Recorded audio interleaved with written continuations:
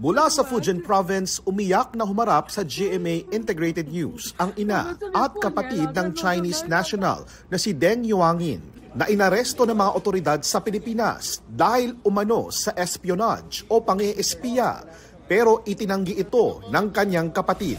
My brother has always been an honest and a kind person, and he can never be a spy. Natuntun namin ng pamilya at kaibigan ni Deng sa pamamagitan ng Chinese Embassy sa Pilipinas.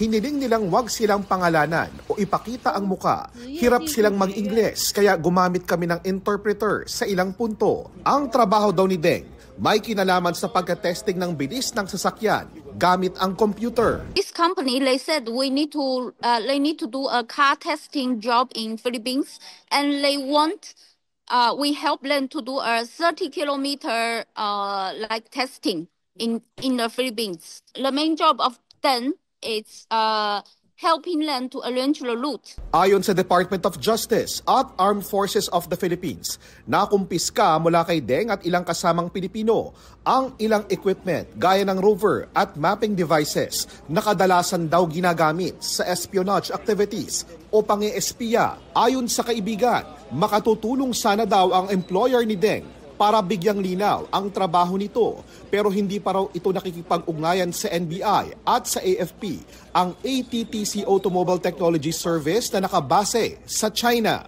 They keep saying they will provide, but until now they didn't. And we are desperate. We need someone to help.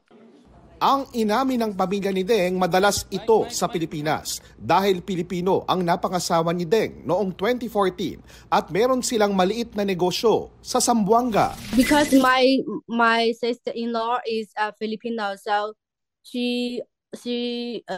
so my brother has been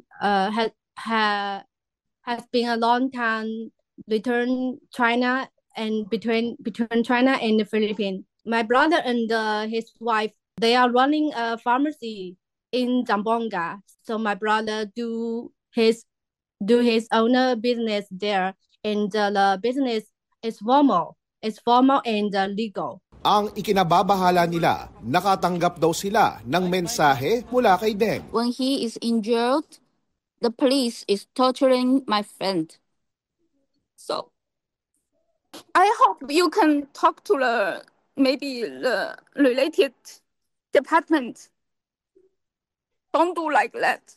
Because we are so from the Philippines, and we can help my brother. My parents, their body is not very good, and Chinese New Year is coming. We can't. Mama, say my brother. Nakadeteni ngayon si Deng sa NBI.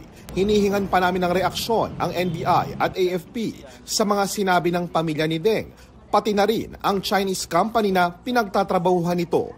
Para sa GMA Integrated News, JP Soriano ang inyong saksi.